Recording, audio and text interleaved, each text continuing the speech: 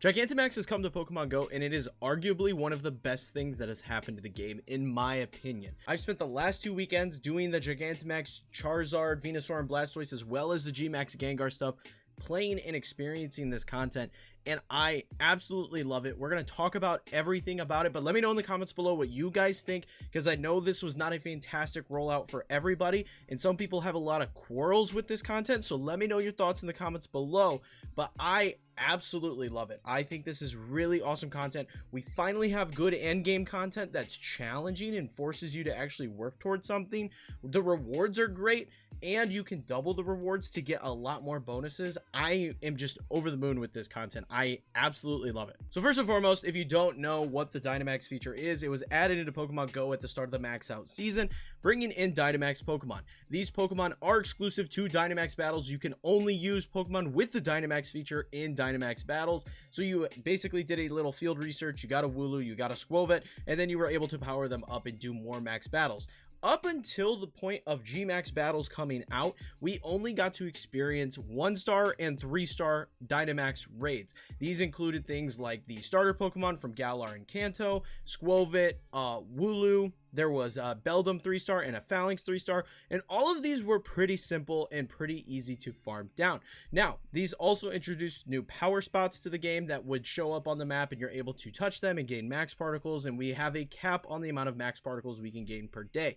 These are used to do more Dynamax battles, as well as Gigantamax battles, as well as power up max Pokemon by upgrading their different moves. There is max attack, or for whatever the attack is for that particular Pokemon. There's max guard and max spirit. Max guard is going to give you a shield that you will then be able to focus and taunt the boss essentially, and it will target you down specifically. And max spirit is going to heal your entire party of 4 in the Gigantamax or Dynamax battles, which is a really useful thing. And this basically meant that Pokemon now had roles. You had Pokemon that were glass cannons like Gengar that you were able to use and do a bunch of damage with when your Pokemon Dynamax, when you filled your Dynamax meter during the raid battles, which is really cool. You had these glassy, powerful Pokemon that you'd be able to use and do big damage, and then you had tankier Pokemon that were going to focus on shielding and healing the team. And this adds so much more strategy to a game where literally for the last 7 years we've just been tapping the screen over and over and over and not really having to pay any attention. I don't know about you guys, I haven't looked at a raid or what my party is for a raid in the last 6 years, 5 years. I have no idea. I use the recommended party and I just tap. None of these are challenging, but the Gigantamax battles are, and that's why I like them so much. The biggest thing, and this definitely needs to be added to raids, we don't lose the currency. Like, we use max particles to get into the raid. If we fail the raid, we don't lose those. We just get them back and we can use them over again. Fantastic feature. Honestly, that is fantastic right there. Now, like I mentioned at the top of the video, people had issues with this feature when it rolled out. Specifically looking at, you can't use any of your previous Pokemon. They are not able to currently be able to be Dynamax or Gigantamax. That was probably going to be added later with Max Soup, but as of right now, not a feature. However, with the introduction of the GMax Pokemon, a lot of people struggled with GMax Charizard, Venusaur, and Blastoise. And admittedly, I'm a bit privileged in this regard. We just moved. However, I hopped on Campfire, I found a local group, and we had a good number of people show up and do these particular raids, and we were able to take down, I think, about 6 of the Gigantamax Pokemon during the first weekend of this rolling out. And we were able to do it with a GMax Blastoise, actually, with 13 people, which I thought was pretty impressive. We were able to take it down, which was relatively unheard of because a lot of people were really struggling with these. But this did not mean, despite the fact we were able to take down a lot of these Pokemon, that we didn't have people come that were unprepared. And I feel like that was a big issue with a lot of this, was a lot of people weren't taking this feature all that seriously and figured that they'd be able to show up to the event and throw in whatever Pokemon like they can do with normal raids and just get carried through. And that is a lot more challenging with the Gigantamax feature. I mean, we had people bring in Wooloos, we saw people bring in like Sobbles and stuff, like unevolved Pokemon or Pokemon that just weren't good counters. Like, they were bringing in like Inteleon into Venusaur raids, and they just weren't doing much for the team because of this. So I think a lot of it goes into people were not doing a ton of these max battles, they weren't doing a ton of these max raids, and as a result they just did not have the tools necessary to take down these bosses, which led to a lot of groups that were trying to do these not having the adequate teammates that they needed to take down a lot of these. And our group had this issue as well. We had a lot of people that were bringing these lower level Pokemon, their Wooloos, their Squovits, whatever the case may be. And admittedly, I showed up unprepared. I powered up all my Pokemon to level 40 that I was going to use for the Dynamax raids and the Gigantamax raids. I powered up all the good ones that I had to level 40, and that's what I was going to use. I had not invested anything in a Max Guard or Max Spirit on any of my Pokemon, and then after doing one Gigantamax raid, I immediately went, oh, these are important for these because these are challenging. I need to be healing, I need to be shielding, and I immediately invested into the Pokemon that were necessary for those 3 Pokemon in order to make that experience easier for my teammates. So I think that's what a lot of people are failing to see, at least at this point, is that this is group content. It's not like a raid where you literally just tap and forget. You have to work with your teammates and to get the best results out of these raids. And it's incredibly satisfying when you do. Like, there's no timer on these raids, so then when you do get down to those last couple people, like the other day we were doing GMax Gengar, we had 2 Pokemon left and we managed to bring it down, and the whole group is cheering of like 20 people. It was so cool. It's so much more satisfying than the normal raids, and it's so much more rewarding in that regard. So I'm really big on that. So yes, I think people were just not prepared adequately for this content, which is a little odd. And the reason I say it's a little odd is because these are literally stated to be Go's biggest challenge yet. That is right there, clear as day, biggest challenge yet. They told us that this is going to take, let me find it here, it's going to take 40 people. You can have 10 to 40 people take these on.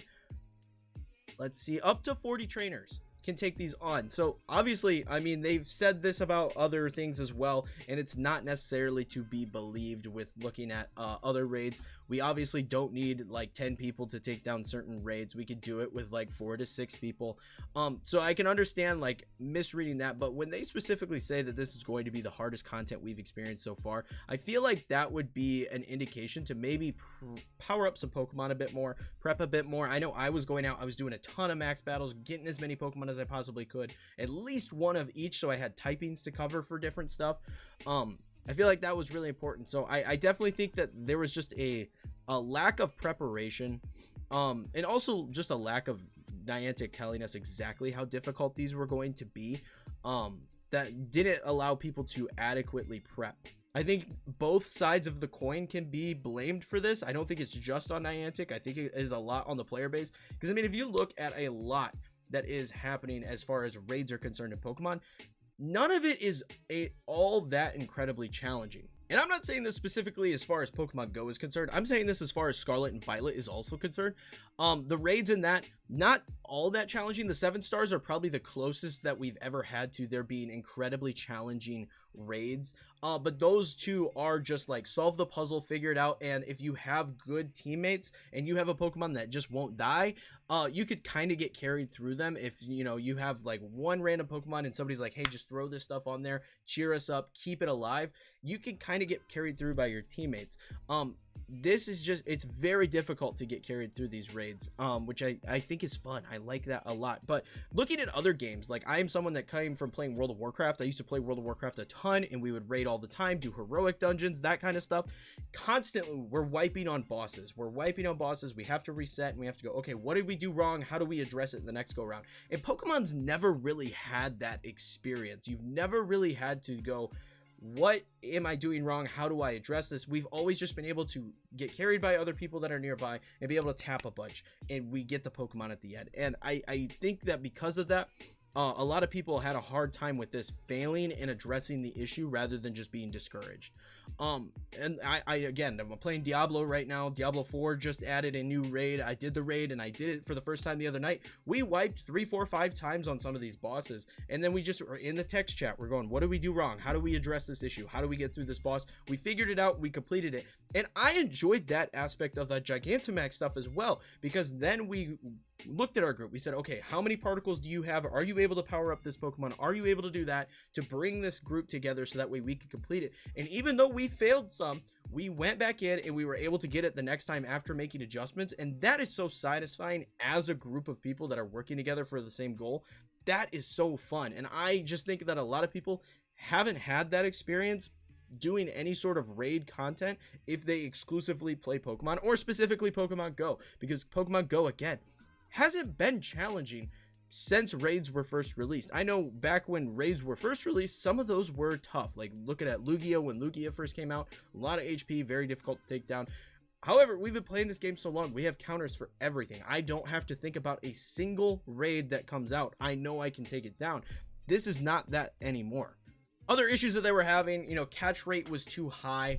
A lot of people were missing their catches, which I say is a bad thing. I agree that is not good, specifically in this instance, because you do have to work so hard to take these down. You should be guaranteed the freaking catch at the end. You should be able to just get the catch at the end. And then the bright side of it all is Niantic actually listened to the community, and when GMax Gengar came out, they actually made adjustments. GMax Gengar was, they emphasized the crap out of this, slightly easier than the other GMax Pokemon that were released, and honestly it was a lot easier in my opinion. We were able to take it down pretty well, unless it had two certain moves that made it very difficult for the counters that were available to us. We were able to take them all down relatively easy, and again, we did face one that had those two moves, and it came down to 2 Pokemon, and we were able to get it done, and that felt very rewarding. So it still has that challenge that I enjoy so much about the Gigantamax feature, but it was easier.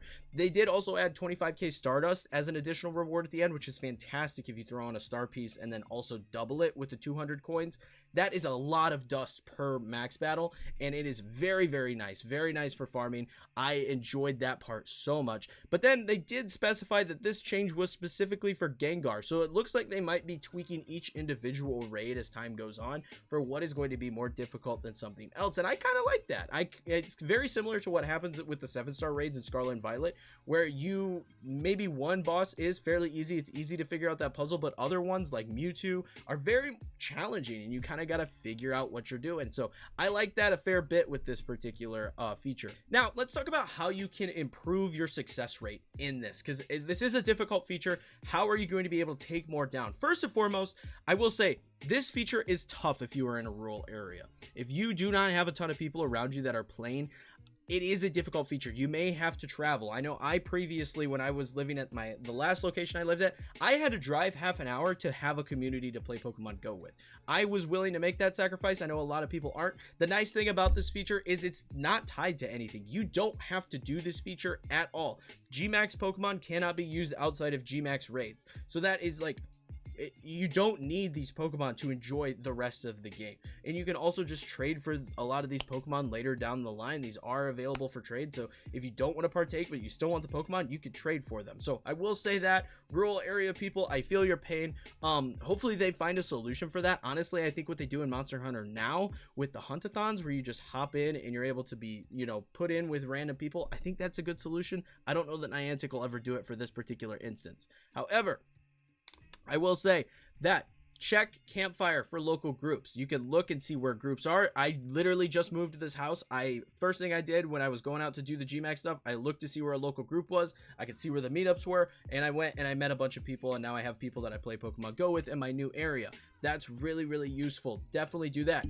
Second up, pay attention to counters. Counters are huge for Gigantamax raid. For example, I have Pokemon that I powered up specifically for Gengar. I have my Dynamax Greedent. Greedent is actually a fantastic counter. It learns Bite and Crunch, does big damage, and it can take hits from Gengar. It was my tank Pokemon. I also powered up my Blastoise, my Dynamax Blastoise, not my Gigantamax Blastoise, because it can learn Bite as well. It was able to tank hits, do a bunch of damage with Bite, and then support the team. Finally, I powered up a normal Gengar because that was going to be my big attacker. I was able to go in and just kind of do a bunch of damage to the Gengar, and that way I did a damage if I needed to, if we got close to the end of the battle and everybody's just like attack, attack, attack.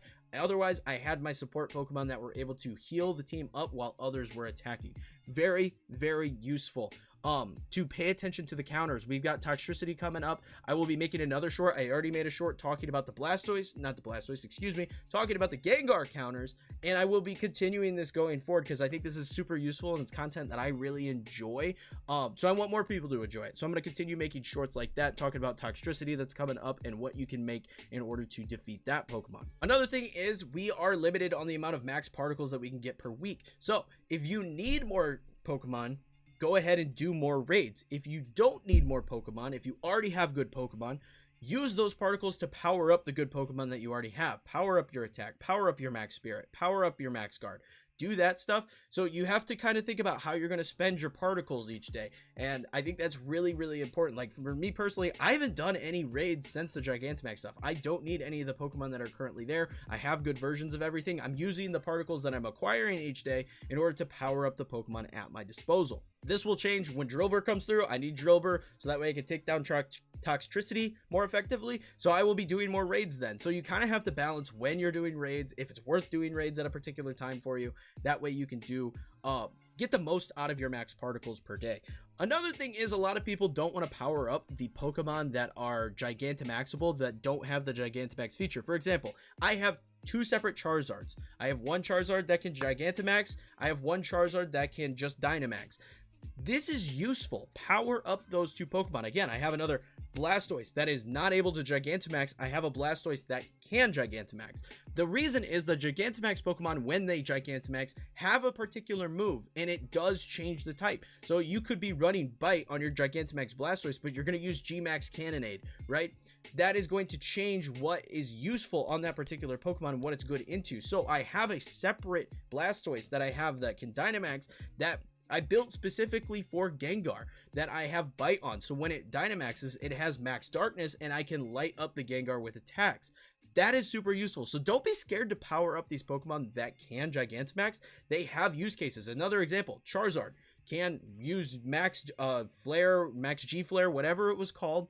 But if you leave it as a normal Dynamax Charizard and you power up a normal Dynamax Charizard, you can use Max Airstream as your move. So there are benefits to powering up these other Pokemon, because you can get other max moves on them that are going to make them useful as counters in other scenarios. Final thoughts on this feature. I absolutely love it. I think this is a great addition to Pokemon Go. It is something I look forward to. I am already thinking about Toxtricity, prepping for it, getting ready for it. I just really like this feature. It is challenging endgame content, which is something that I really like as someone who enjoys raids in other games like Diablo, like World of Warcraft, like Destiny. I really like this content. I think it's super fun to have something to work towards and actually like make me spend Stardust again. I'm spending Stardust. I'm powering up Pokemon. I am enjoying the hell out of this feature. It is so nice. So I definitely recommend you guys try it out as well. I love the rewards as well. Like I mentioned, the rewards are fantastic. Now, you did mention that this might be changed like per raid that we're doing. I really hope it stays the Stardust. I think the Stardust is fantastic for it. I really like it. The final thing I say, I really like that it's completely separate from everything else. If you don't like this content, you do not have to engage with it. You don't have to partake at all, and you don't miss out on anything. What do we do with Dynamax and Gigantamax Pokemon? We do more Dynamax and Gigantamax raids. If you don't want to do that, you don't need any of these Pokemon, and I really like that. And again, if you want the Pokemon simply for the Dex portion of it, you can trade them. And I really like that. I think it's a good way of dealing with this scenario. I think it's really fun. You guys should definitely try it out if you haven't already. Again, leave a comment below and let me know what your thoughts are on this feature. I think it's awesome. I really am looking forward to it, and I'm looking forward to doing more Pokemon Go stuff here on the channel. Hopefully you guys enjoyed the video. If you did, leave a like and sub for more like this in the future, and also be sure to check out the Discord where I've been chatting, showing off Pokemon Go stuff, and just talking Pokemon all the time. But until next time,